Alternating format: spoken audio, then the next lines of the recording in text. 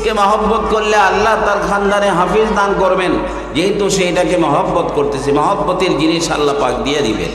এই জন্য আমি তো 35 বছর যাবৎ মাদ্রাসায় পড়াই, দেওভোগে তো লম্বা টাইম ছিলাম, 17 বছর পড়াইছি। আমি দেখেছি যারা নিজেদের সন্তান মাদ্রাসায় দিয়েও হুজুরদের সাথে বার্গেনিং করে এবং মাদ্রাসার বদনাম করে, এদিক সেদিক হেঁটে হেঁটে আলেম ওলামাদের বদনাম করে, আবার মাদ্রাসায়ও দিতে বাড়ি একটা পাওয়া যাবে। বাবা মা কইতো খাই আর না খাই একটা বলারে হাফেজ বানাই, ধানবন্দিতে একটা বাড়ি পাওয়া যাবে 4 কোটি টাকা দামের। অথচ আল্লাহর রাসূল বলেছেন, তুমি যদি তোমার সন্তানকে হাফেজ বানাও তাহলে এই সন্তান বাবা মা তো জান্নাতে যাবে, 10 জনকে সুপারিশ করে জান্নাতে নিয়ে যাবে। আর সেই জান্নাতটা কতটা বড় হবে, সর্বশেষ যেই লোকটা জান্নাতে ঢুকবে তার জান্নাতটাও পৃথিবীর 10টার সমান হবে। বোঝেন না কথা? সামনে কিছু আসেনি, আমাদের শুধু মৃত্যুটাই যদি সামনে হয়, সেই মৃত্যু তো কত যন্ত্রণাদায়ক। নবীজি বলেছেন যে মৃত্যুর যন্ত্রণা যদি কাউকে লাগে, তাজা বকরিকে তাজা মানুষের চামড়া ঝিললে যে কষ্ট, তার চেয়েও মৃত্যুর কষ্ট বেশি। সেটা কিন্তু হবে, সকলের মওত হবে। সবাই আল্লাহ পাকের শুকর আদায় করি, আলহামদুলিল্লাহ। খাদিমুল ইসলাম ক্যাডেট মাদ্রাসা ও এলাকাবাসীর উদ্যোগে 3য় বাৎসরিক ওয়াজ ও দোয়ার মাহফিল। অধ্যকার মাহফিলের সম্মানিত সভাপতি জনাব মোহাম্মদ পলাশ মাহমুদ, চেয়ারম্যান মমতাজ মার্কেট শাসনকা, অধ্যকার মাহফিলের প্রধান বক্তা, আজকে যিনি প্রধান সর্বশেষ আলোচনা পেশ করবেন, সুমধুর কণ্ঠস্বর, অনেক সুন্দর গলার আওয়াজ, অনেক সুন্দর আলোচনা করেন, সবাই বলি মাশাআল্লাহ। তিনি ইনশাআল্লাহ আমাদের মাঝে উপস্থিত হবেন, পথে আছেন। এরপর বিশেষ আকর্ষণ মুফতি হাসিবুল্লাহ বিন সাঈদ সাহেব, তিনিও অনেক ভালো একজন আলোচক। তিনি আলোচনা করেন, সাজানো গুছানো কথা বলেন। আল্লাহ তাআলা ওনাকেও নেক হায়াত দান করুন, আমিন। এরপরে এতক্ষণ বয়ান পেশ করলেন আমাদের পঞ্চবটি 5তলা কলোনির মসজিদের সম্মানিত ইমাম ও খতিব, বহু বড় আল্লাহওয়ালা লোক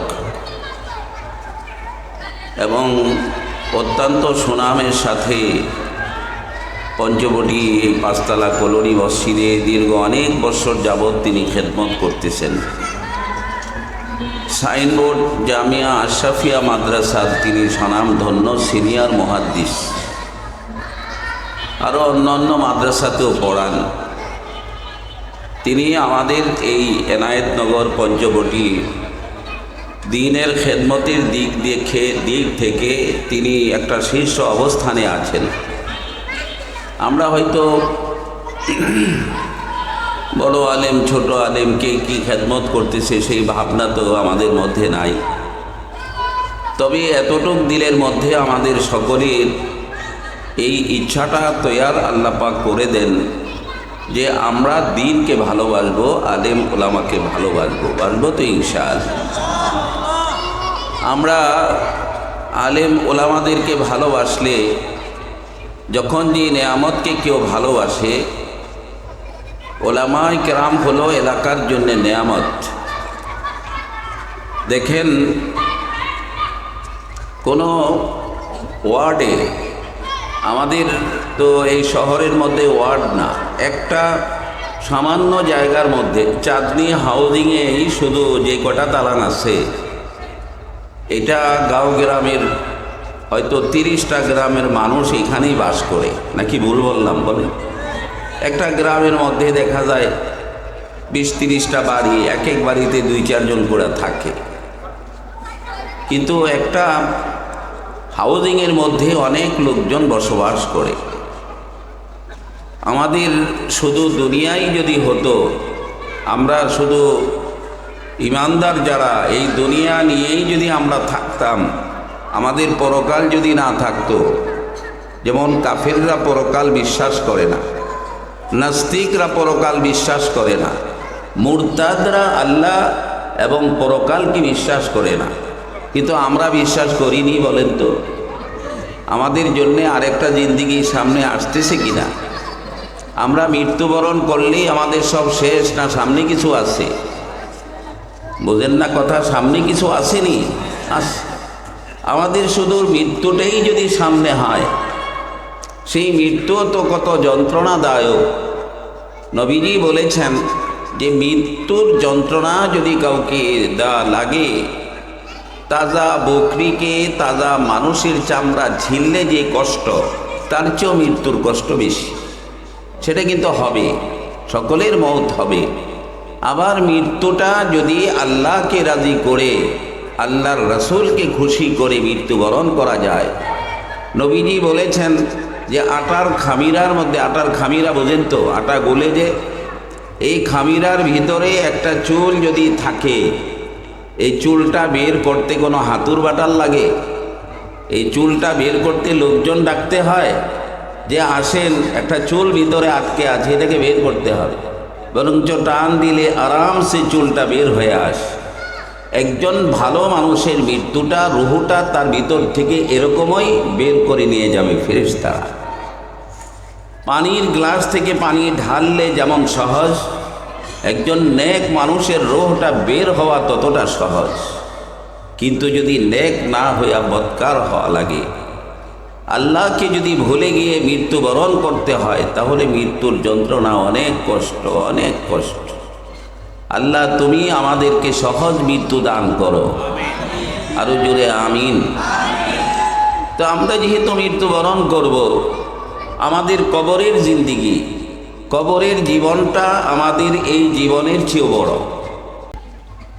যেই ব্যক্তি সবার শেষে মৃত্যুবরণ করবে, সবার শেষে যে মৃত্যুবরণ করবে, ওই ব্যক্তিও কবরে 500 বছর থাকা লাগবে। কত বছর? 500 বছর থাকা লাগবে কবরে। এরপরে হাসরে উঠবে। দুনিয়াতে কি আমরা কেউ 500 বছর বাঁচব? আরে 100 বছরই তো বাঁচলে এখন বিশাল ব্যাপার, 100তেও তো কেউ যায় না।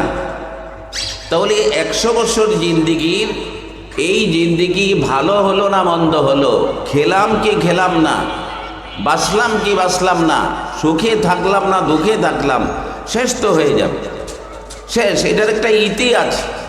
কিন্তু কবরে 500 বছর কেমনে থাকবো? কবরের এমন বিষাক্ত সাপ থাকবে কবরের মধ্যে, বিষাক্ত সাপ। সেই সাপের বিষ যদি পৃথিবীতে সাপ ছেড়ে দিত, তাহলে গাছপালা তরুলতা হওয়া বন্ধ হয়ে যেত, মাটি সব বিষাক্ত হয়ে যেত। এরকম কঠিন সাপ কবরের মধ্যে, সেটা চলতেই থাকবে যদি আযাব শুরু হয়ে যায়। আল্লাহকে ভুলে দুনিয়ার পিছনে যদি দৌড় পারি, তাহলে কবর তো সামনে আছে। সে যত বড় হোক, যত বড় ক্ষমতাওয়ালা হোক, যত কোটি টাকার মালিক হোক, 8-10টা গার্মেন্টসের মালিক, তার কবরে যদি 2 বস্তা টাকা দিয়ে দেওয়া হয় আর লিখে দেওয়া হয়, ফেরেশতা টাকা দিলাম, এই ঘুষটা তোমাদেরকে দিলাম, এর শাস্তি দিও না, কোনো লাভ হবে? কবরে এগুলো দিলে কোনো লাভ হবে? খুব উন্নত মানের কাপড় কবর শরীরে পেছায় দেওয়া হলো, আতর গোলাপ লাগানো হলো, কবরের উপর ফুল ছিটানো হলো, কিন্তু আমলের ব্যাপারে জিরো। হাজারো মানুষকে কষ্ট দিয়েছে, হাজারো মানুষের উপর জুলুম করেছে, অত্যাচার করেছে, এবং মানুষকে ঠকাইছে, মানুষের জায়গা জমিন দখল করেছে। এই ব্যক্তির কবরে যদি কোরআন শরীফ 1 ডজনও দেওয়া হয়, কোনো কাজ হবে না। হবে? নিতে হবে আমল। কবরে জিজ্ঞেস করবে। এই কবরের মধ্যে যদি অশান্তি শুরু হয়ে যায়, তখন কি হবে আমাদের? যে এমন দুর্মুজ মারা হবে, দুর্মুজ চিনেন তো, বড় এরকম হাতুরের মতো দুর্মুজ মারা হবে, মিশকাতের হাদিস, যে কবরে নাফরমানের মাথায় এরকম দুর্মুজ মারা হবে, ইল্লা সাকালাইন, পৃথিবীর সমস্ত সেখানকার জোড়া যে সমস্ত বাসিন্দা, হাইওয়ান জানোয়ার, বকরি, ছাগল, পিপিলিকা সবাই এই আওয়াজ শুনতে পারে, শুধুমাত্র জিন ইনসান ছাড়া। কবরের আযাব অন্য সব প্রাণী শুনতে পায়। সেই কবরের জিন্দেগিতে মায়ের যদি শুরু হয়, দুনিয়াতে রিমান্ড, তারপরেও কিন্তু এটা পয়সা টয়সা দিয়ে থামানো যায়, যে রিমান্ড 15 দিন 20 দিনের রিমান্ড। জেলখানা গেলে সেখানে ভিআইপি লওয়া যায়, কিন্তু কবর যদি জেল হয়ে যায়, কবর যদি শাস্তির জায়গা হয়ে যায়, তাহলে বিপদের আর কোনো শেষ নাই। এগুলি একটু ভাবতে হয়, এগুলি আমাদের একটু চিন্তা করা উচিত যে আমাদের এই দুনিয়ার জীবন, এর জন্যে কত আরাম, কত আয়েশ, কত মিথ্যা কথা, কত গীবত, কত শেকায়েত, কত ব্যবসার মধ্যে ফাঁকিবাজি এবং কত রকম সুদি কারবার, ঘুষের কারবার মুসলমান করতেছে, অথচ সামনে কিন্তু কবরে যেতে হবে। অতএব ভাইরা আমার, আমরা আর কিছু পারি আর না পারি, যদি নিজেদেরকে একটু সংযম রেখে দ্বীনকে ভালোবাসি, ওলামা হজরতকে ভালোবাসি, ওলামা একরামের সান্নিধ্যে থাকি, তারা আমাদের জন্যে বহুত বড় নিয়ামত। এই ওলামা একরামকে মহব্বত যদি কেউ করে, ওলামা একরাম তার সাথে মহব্বত হওয়াটা, এটাকে নিয়ামত মনে করে শুকরিয়া আদায় করে, আল্লাহ পাক তার খানদানের মধ্যে আলেম তৈরি করে দিবে। হাফিজকে মহব্বত করলে আল্লাহ তার খানদানে হাফিজ দান করবেন, যেহেতু সে এটাকে মহব্বত করতেছে, মহব্বতের জিনিস আল্লাহ পাক দিয়ে দিবেন। এই জন্য আমি তো 35 বছর যাবৎ মাদ্রাসায় পড়াই। দেওভোগে তো লম্বা টাইম ছিলাম, 17 বছর পড়াইছি। আমি দেখেছি যারা নিজেদের সন্তান মাদ্রাসায় দিয়েও হুজুরদের সাথে বার্গেনিং করে এবং মাদ্রাসার বদনাম করে, এদিক সেদিক হেঁটে হেঁটে আলেম ওলামাদের বদনাম করে, আবার মাদ্রাসায়ও দিস, বুঝা গেল এটা মহব্বতের দেয় নাই। শেষ পর্যন্ত কপাল পোড়া, এই নিজের এই বাবার এই চরিত্রের কারণে সন্তানটা কবুল হল না। আল্লাহ পাক সেখান থেকে সরাই দেন। অনেক সন্তান মাদ্রাসায় দেওয়ার পরে টিকে না, থাকে না, পড়ে না, হাফেজ হয় না। এর জন্যে মাদ্রাসা না, এর জন্যে গার্জেন দায়ী। তারা নিজের সন্তানকে দিয়া, আসাদায়ে কেরাম, আমার সন্তানকে যে পড়াবে সে আমারও উস্তাদ সমতুল্য, জোরে কোন ঠিক না ঠিক? আমার সন্তানকে যে মানুষ করতেছে সে আমার সবচেয়ে বড় ইহসান করতেছে। আমার সন্তানকে যে ভালো মানুষ বানাচ্ছে, এদের চেয়ে ভালো জামাত আর কে হতে পারে? কিন্তু তাদেরকে কতটুকু ভালোবাসি, তাদের সামান্য ভুলটাকে এত খেদমত, এই 24 ঘন্টা পড়ালো মাদ্রাসায়, এই সন্তানটাকে জিরো থেকে হিরো বানিয়ে দিচ্ছে, কোরআনে হাফেজ বানাচ্ছে। সামান্য একটু তার চোখে, তার দৃষ্টিতে ভুল দেখলে হয়তো একটু মারছে, এটা নিয়ে পুরা এলাকা গরম। এরকম কম আকলের লোক আছে না নাই বলে, পুরা গরম হয়। কিন্তু এই সন্তান যদি এই মাদ্রাসায় থাকার কারণে সে 5 ওয়াক্ত নামাজ পড়ে, মাদ্রাসার বরকতে সে মাথায় টুপি দেয়, মাদ্রাসার বরকতে সে কোরআন শরীফ সহি শুদ্ধভাবে পড়তেছে, দুনিয়ার সবচেয়ে বড় নিয়ামত সে গ্রহণ করতেছে। পৃথিবীর সমস্ত নিয়ামত, ফল ফুল মূল যা কিছু আছে, সব নিয়ামতকে যদি এক পাল্লায় দেয়া হয়, তাহলে কোরআনে পাকের একটা আয়াত তার চেয়েও বড় নিয়ামত। সুবহানাল্লাহ। দুনিয়ার চাঁদ, সূর্য, নক্ষত্র সব এগুলো আল্লাহ পাকের নিয়ামত, কিন্তু কোরআনে পাক এত বড় নিয়ামত যে কোরআন পড়ে সে আল্লাহর সাথে কথা বলে, যে কোরআন তেলাওয়াত করে সে আল্লাহ সুবহানাহু তাআলার সাথে কথা বলে, যে কোরআন পড়তে থাকে। উলামায়ে কেরাম লিখেছেন সে আল্লাহর ওলি না হইয়া কবরে যাবে না। সুবহানাল্লাহ। নিয়মিত যে কোরআন শরীফ পড়ে, কোরআন শরীফ পড়ার কারণে একজনের সাথে আরেকজনের ভালোবাসা তো কথার মাধ্যমেই হয়। কিসের মাধ্যমে হয় ভাই? কথার মাধ্যমে। আপনি কারোর সাথে কথাই বললেন না, তো এই আপনার বন্ধু হবে কিভাবে? একটা দোকান, পঞ্চবটি কত দোকান আছে দেখবেন, একটা দোকান বাড়ি হলো তার ধরতে গেলে রংপুর, আরেকজনের বাড়ি হলো সেই আপনার কুয়াকাটা, তাহলে একটা এই আমাদের দেশের উত্তর প্রান্তে, আরেকজনের বাড়ি হলো দক্ষিণ প্রান্তে, পাশাপাশি দোকান, প্রত্যেক দিন কথা বলে, চা খায়, গল্প করে, আস্তে আস্তে দেখা যায় যে তাদের মধ্যে যে বন্ধুত্ব সেটা আপন ভাইয়ের মধ্যে হয় না। এরকম হয় না? না, কেন হলো এরকম? দেখতে দেখতে কেন হলো এই বন্ধুত্ব? কথা বলতে বলতে কেন হলো এই বন্ধুত্ব? সামনাসামনি থাকার কারণে কেউ যদি কোরআন শরীফ পড়ে সে আল্লাহর সামনে হয়ে যায়। কেউ যখন কোরআন শরীফ পড়ে প্রতি আয়াতের জবাব আল্লাহ তাকে দিতে থাকেন, সুবহানাল্লাহ। তাহলে তারা কত মখসুস বান্দা। যারা কোরআন পড়ে মাদ্রাসার ছাত্র, এরা রাস্তায় একটু দৌড় দিলে আমাদের চোখে পড়ে। বলি যে কি মাদ্রাসায় পড়ে দুষ্ট পোলাপান, এই কথা বলি না আমরা? কেন এদের প্রতি ঘৃণা? আপনি মুরব্বী হইয়া বড় হইয়া একটা তালিবে ইলম, পাঞ্জাবি পরা, টুপি পরা, দস্তরখান বিছিয়ে খানা খায়, বাথরুমে ঢুকে দোয়া পড়ে বের হয়, দোয়া পড়ে।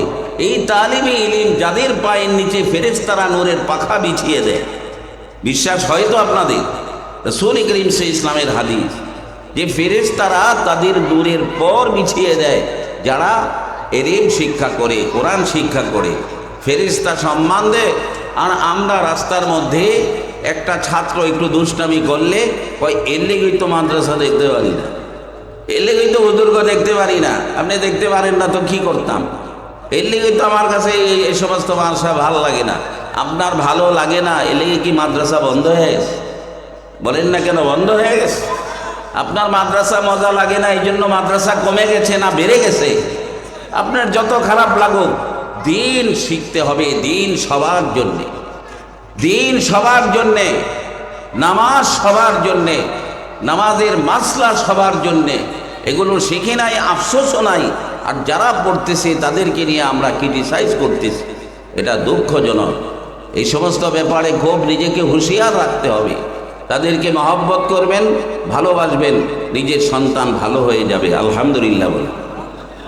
এবং শুধু মাদ্রাসার না, রাস্তাঘাটে দেখলে একটা ছেলে দেখলে, এই তুমি এখন এখানে কি করো, দিও একটা থাপ্পড় লাগায়া। এইভাবেও বলা, আর বলা যে বাবা তুমি এই মুহূর্তে এখানে কেন, বাসায় যাও, লেখাপড়া করো। দুইটা কথা কি একরকম হলো নাকি? রাস্তায় যারা অন্যের বাল বাচ্চা নিয়ে চিৎকার করে, এদের সকলের বাচ্চা দুষ্ট।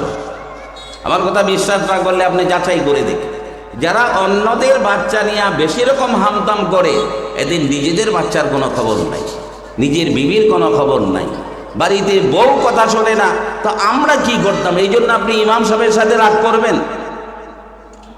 বাড়িতে বিবি সাহেব আপনাকে ধমকাই দিচ্ছে, ঘর থেকে কয় যাও, তুমি ঘর থেকে বের হয়ে যাও। এরকম ফাদাম দামা বউ আছে না নাই? মাথা খারাপ হয়ে গেছে। এখন বলবে কাকে? অন্য কেউকে বললে তো মার খাবে।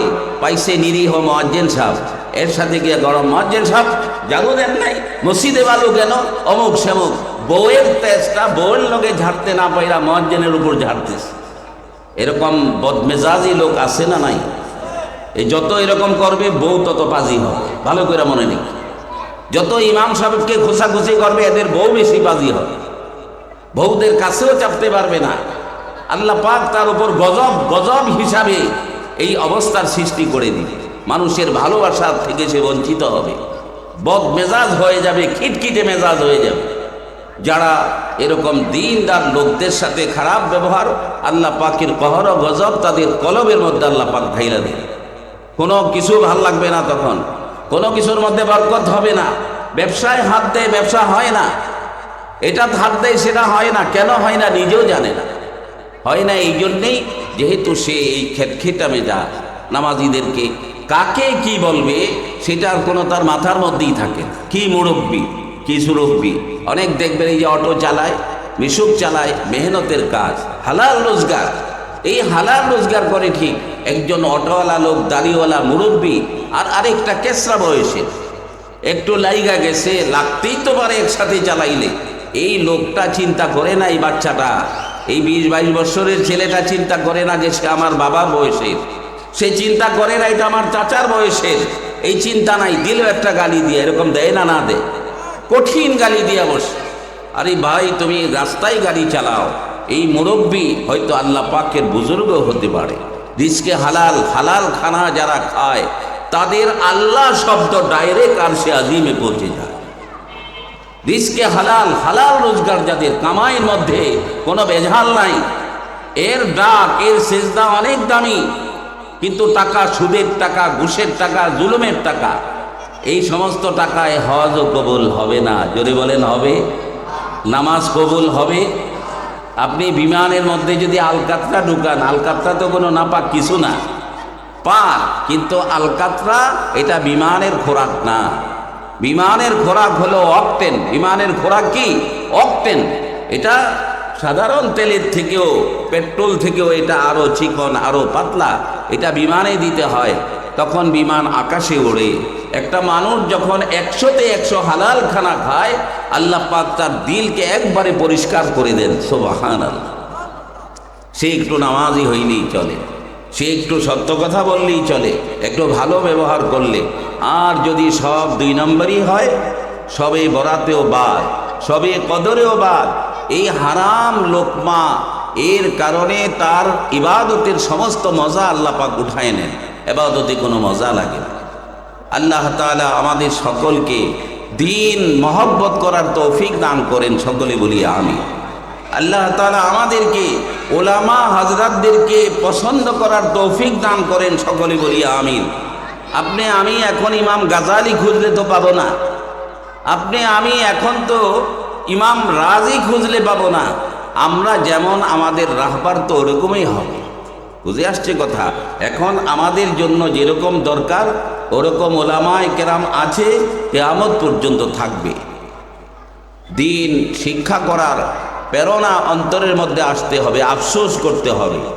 একদিনও কি বৈশা চিন্তা করি যে হারে এত বছর যাবৎ নামাজ পড়ি, আমার অজু যায় কি থাকে, আমি তো এটা তো শিখলাম না, আমার অজু ভাঙ্গার কারণ তো আমি শিখি নাই।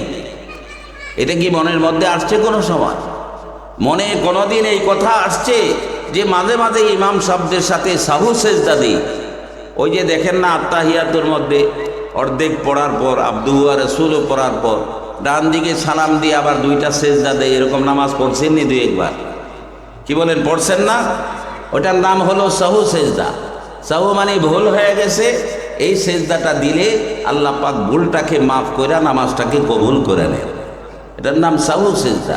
এখন এই সাহু সেজদা আপনি নামাজ পড়েন, আপনি তো জানতে হবে। আপনি একলা বললেও তো এই ভুল হইতে পারে না? একলা নামাজ পড়লেও তো এই ভুল হতে পারে।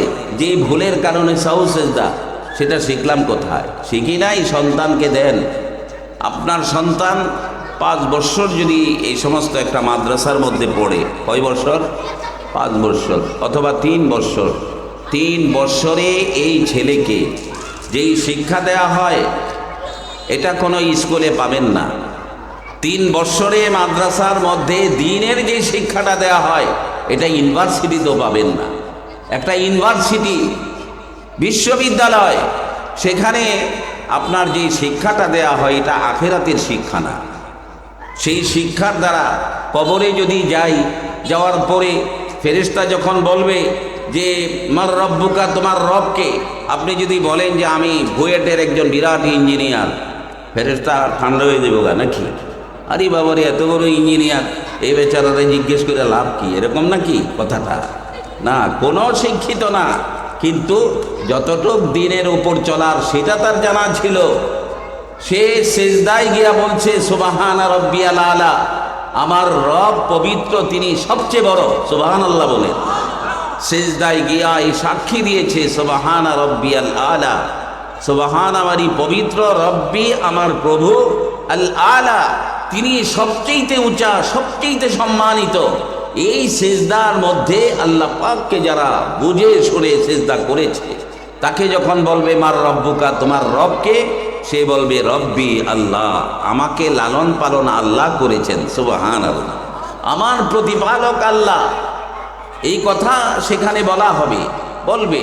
তো আমি যে নামাজ পড়ি, এই নামাজের নিয়ম জানা জরুরি। জানি নাই, আফসোস করি না। যারা জানে তাদের সাথে আবার খোঁচাখুচি করি, যারা জানে তাদের সাথে আবার খোঁচাখুচি করি। এটা কি অভ্যাস?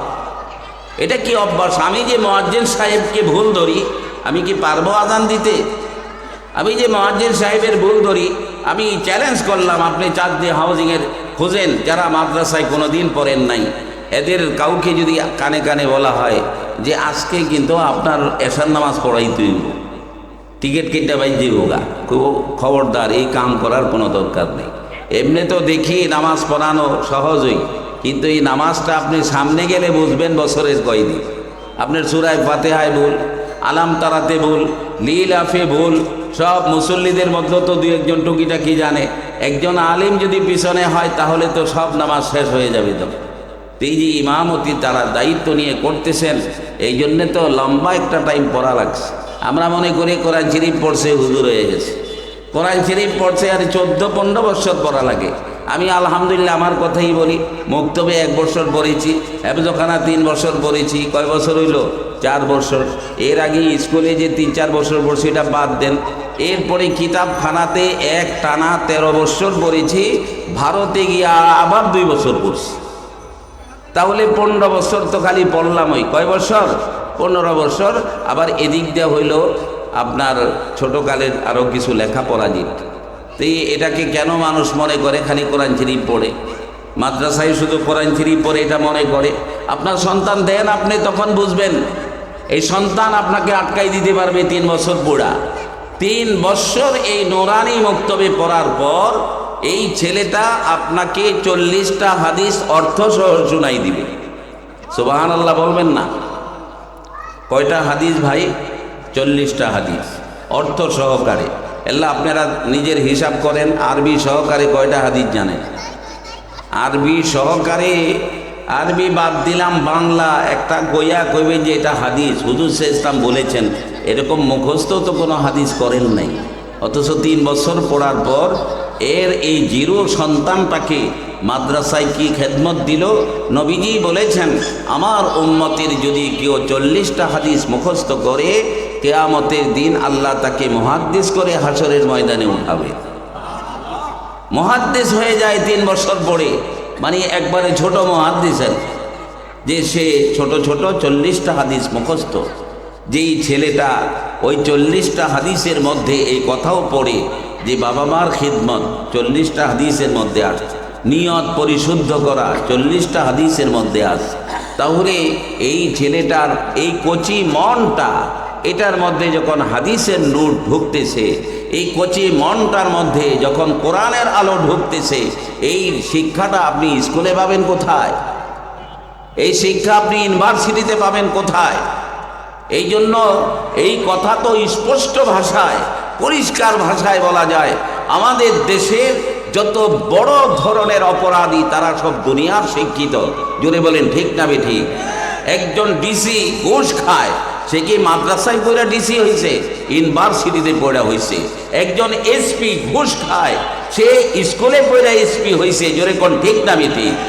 একজন বড় ধরনের আপনার অফিসার, সে ঘুষের মাধ্যমে অনেক কিছু করতেছে। আমাদের দেশে আপনার অবাক, যেখানে আপনি বিচার, যেখানে বিচারালয়, যেখানে বিচার হয়, সেখানে উকিল সাহেবরা লেখাপড়া করে কালা বরকার মতো গায়ে দিয়া সেখানে ঘুরতেছে, আর টাকার বিনিময়ে একজন খুনিকে সে ভালো বানাইতেছে, আর একজন ভালো মানুষকে খুনি বানাইতেছে। এটা দুনিয়ার শিক্ষায় তাকে এত বড় জালিম বানাইছে। জোরে বলেন ঠিক না বেঠিক?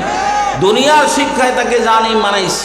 একজন নিরপরাধ লোক, তার যদি 10 বছরের জেল হয়ে যায় কোনো জজের কলমের খোঁচায়, এই জজ তুমি যতই চিৎকার করো, যতই তাহাজ্জুদ পড়ো, ওই 10 বছর যাকে জেল খাটাইয়া জুলুম করেছো, তোমার কপালে জাহান্নাম আছে। জোরে বলেন ঠিক না বেঠিক? জাহান্নাম আছে কপালে, বাঁচবার কোনো পথ নাই। তার কাছে ক্ষমা চাইবা কি করে? একটা নিরীহ মানুষকে জেলে পুঁতে দেওয়ার কারণে তার মা চোখ দিয়ে পানি ফেলেছে, তার বাবা চোখ দিয়ে পানি ফেলেছে, তার ভাইরা কষ্ট পাইছে, তার বন্ধু বান্ধবরা কষ্ট পাইছে। দুনিয়ার শিক্ষায় তাকে এত বড় ডাকাত বানাইছে। জোরে বলেন ঠিক না বেঠিক? এই জন্য দিন এত বড় জিনিস। আমাদের দেখেন দিনদার এবং ওলামা হজরত, তাদেরকে অনেক মুসল্লি অনেক কথা বলে, আবার আল্লাহর রাস্তায় মাহফুজ গোড়া দেয়। আছে না? মুসল্লি কষ্ট দিছে, এই ইমাম সাহেব কোনো সময় বলে না এই কথা ওরা মসজিদের, যে আমি এত বছর লেখাপড়া করেছি, তুমি মূর্খ মানুষ, তোমার সাহস তো কম না, স্পর্ধা কম না, এরকম কিন্তু বলে না। পরে যদি বলে যে ভাই ভুল হয়ে গেছে, তখন মাফও করে দেয়। আজ পর্যন্ত কোনো ইমাম, আমি এই এনায়েতনগর ফতুল্লা থানায় কালকেও দাপা মসজিদের ইন্টারভিউ নিয়েছি, মসজিদে রাখবে ইমাম ইন্টারভিউতে। আমার এই বয়সে আমি যত ইমাম সাহেবদের ইন্টারভিউ নিছি, এই পর্যন্ত এই ঘটনা তো শুনলাম না যে কোনো ইমাম ফোন করে বলছে হুজুর আমার একটু টিকাই দিয়েন, আপনার 10,000 টাকা দিমনে। এরকম ঘুষ দিয়া কোনো ইমাম সাহেব ইমামতি নিচ্ছে, এটা শুনছেন? আরে বলেন না কেন শুনছেন? দ্বীনি শিক্ষায় এটা করেছে। কোন মুয়াজ্জিন ইমাম এই দোকানে বাকি বাট্টা খায়া 10,000 টাকা 20,000 টাকার দোকান বাকি, কয়দিন এই দোকান কয়দিন ওই দোকান, অনেক টাকা বাকি খায়া হঠাৎ রাত্রিবেলা চলে গেছে, এরকম দেখছেন? এরকম দুনিয়াদাররা করে। এরকম আছে যে না, এরকম তো না, ভাড়া না দিয়া গেল গা। ওই 500 টাকা দামের চৌকি একটা কিনছে, 300 টাকা দিয়ে একটা টেবিল কিনছে, একটা খেতা বিছাইছে, 5 মাসের ভাড়া বাকি পড়ে গেছে, রাইত করে এগিয়ে থুয়া গেছে গা। বাড়িওয়ালা এর বেচা কি করবো কন? সব মিললা তো 1,000 টাকার মালও নাই, ওই বেচারা তো পায় 50,000 টাকা, বাইগা গেল। এরকম কাণ্ড কি কোনো হুজুরে করছে? এরকম কাণ্ড 5 ওয়াক্ত নামাজ পড়ে এরাও করে না। এর না আপনার সেই গুলশানে বাড়ি পাওয়া যায়, কোলাপান মাদ্রাসায় পড়াই। ধানমন্ডিতে বাড়ি পাওয়া যায়, মাদ্রাসার কোনো সিট খালি থাকতো না, মাদ্রাসা বিল্ডিংয়ে দেয়া লাগতো, স্কুল সব বন্ধ হয়ে যেত। জোরে কোন ঠিক না বেটি? এরকম যদি হইতো, হাফেজে কোরআন হইলে ধানমন্ডিতে বাড়ি একটা পাওয়া যাবে। বাবা মা কইতো খাই আর না খাই একটা বলারে হাফেজ বানাই, ধানমন্ডিতে একটা বাড়ি পাওয়া যাবে 4 কোটি টাকা দামের। অথচ আল্লাহর রাসূল বলেছেন, তুমি যদি তোমার সন্তানকে হাফেজ বানাও তাহলে এই সন্তান বাবা মা তো জান্নাতে যাবে, 10 জনকে সুপারিশ করে জান্নাতে নিয়ে যাবে। আর সেই জান্নাতটা কতটা বড় হবে, সর্বশেষ যেই লোকটা জান্নাতে ঢুকবে তার জান্নাতটাও পৃথিবীর 10টার সমান হবে। আরো আসতে কন্যা সুবহানাল্লাহ। যে লোকটা আখিরু মান দাখালাল জান্নাহ, সবার শেষে যে জান্নাতে যাবে, জাহান্নামে পুইরা ডুইরা আযাব ভোগ করা, এরপরেও তো ইমানের কারণে সে জান্নাতে যাবে, তার জান্নাতটা 10টা দুনিয়ার সমান হবে। সুবহানাল্লাহ, 10টা পৃথিবীর সমান। আপনি বলবেন যে এত বড় জান্নাত দিয়া কি করব? মনের মধ্যে প্রশ্ন আসতে পারে যে এত বড় জান্নাত এই মাথার থেকে এই মাথার জামু কেমনে? আমাকে দুনিয়াতে অনেকের ফ্যাক্টরি, এই ভালুকা আছে না ময়মনসিংহের রোডে, ভালুকা টালুকা এনআর গ্রুপ আরও বিভিন্ন গ্রুপের সেখানে বড় বড় ফ্যাক্টরি আছে। সেটাই আমাকে বিসিকের চেয়েও বড় এক একজনেরটা, অনেকেরটা গাড়ি দিয়ে, আমাকে বাদশা মিয়া একটা করছে ট্যাক্সি দিয়ে ঘুরা দেখন লাগে। তো এই দুনিয়ার ভিতরে একটা 5তলা ভবনে বিশাল একটা ফ্লোর 10% জায়গার উপরে একটা বিল্ডিং করে গার্মেন্টস করছে, এটা ঢুকলেই তো কেমন জানি লাগে এই দুনিয়ার থেকে সেই দুনিয়া। কিন্তু এরপরে ওই যে অত বড়টা করছে, এরা কি থাইমা গেছে, আরও জায়গা কিনতেছে। এই যে এত বড় এত জায়গা, কয়েকশো বিঘা জায়গা, এরপরে কি পেট ভরছে বলেন? এই বড় লোকগুলোর ভরে নাই। তো দুনিয়াতে তো এত থাকার পরও একজনে ভাড়া থাকতেছে আর আরেকজনে 100% জায়গার মালিক। এই কয় আহারে কে লেগা আমি আগে কিনলাম না, হস্তা ছিল ফলনা দপনা। এই বড় লোকগুলো যখন এই কথা বলে তখন শরম লাগতে থাকে। বড় লোকেরাও এই কথা কয়, শামসুল আলমের মোড়ে জায়গা ছিল 5,000 টাকা শতাংশ, এখন 15 লাখ টাকা 10 লাখ টাকা শতাংশ। কে লেগা কিনলাম না রে? এই যে কে লেগা কিনলাম না, এর থেকে বড় আফসোস জান্নাতে হবে যখন দেখবে যে একটা সুবহানাল্লাহ বলার কারণে দুনিয়াতে তাকে বলবে যে এই গাছটা তোমার, গাছের মধ্যে ফল ঝোলা জান্নাতের ভিতরে। নবীজি বলেছেন একবার সুবহানাল্লাহর বরকতে যেই জান্নাতে গাছটা সে পেয়ে যাবে ফলের, সেই ঘাসের ছায়া এই মাথার থেকে ওই মাথা শেষ করতে একটা ঘোড়ার 100 বছর লেগে যাবে। তখন এখন তো শুনলাম কেমন 100 বছর লাগবে একটা গাছ, কিন্তু তারপরও সুবহানাল্লাহ না বইলা বসে বসে গিবত, তারপরও সুবহানাল্লাহ না বইলা বসে বসে টাচ মোবাইল। আর মাশাআল্লাহ টাচ মোবাইল তো এরকম ইয়ংরা আছে, এরা কি করে ওই কাজ করছে দেখতে তো পারে নাই, ভিতরে খুঁত শুরু হয়েছে, তো গাড়ির মধ্যে বই শুরু করে দিছে। একদম যেই অটোতে উঠি সেইটাই কেউ না কেউ থাকে মোবাইল ঠেলা ডেলি করতেছে। আরে এটা ভাই কি হইল, এত কি জরুরত? ফোন দিবা, ফোন আসবে যাবে, এটাই তো একটা বহুত বড় এহসান হইল আল্লাহ পাক এই আবিষ্কার জেনার যারাই করেছেন। কিন্তু এরপরে রাত্রে সারা রাত মোবাইলের পিছনে টাকা দিয়া গুনাহ করতেছে, মোবাইল ব্যবহার করতেছে, কিন্তু একবার সুবহানাল্লাহ বললে যে এত লাভ, সেটার তো কোনো খোঁজ খবর নাই। অতএব ভাইরা আমার, নিজেদের সন্তানকে মানুষ বানাবো, সকলে বলি আমিন। নিজেরা দিনদার হব, আল্লাহ তুমি তৌফিক দান করো, সকলে বলি আমিন। এই খাদিমুল ইসলাম মাদ্রাসাকে আল্লাহ পাক কবুল ও মঞ্জুর করুন। ওয়া আখির দাওয়ানা আলহামদুলিল্লাহি রাব্বিল আলামিন।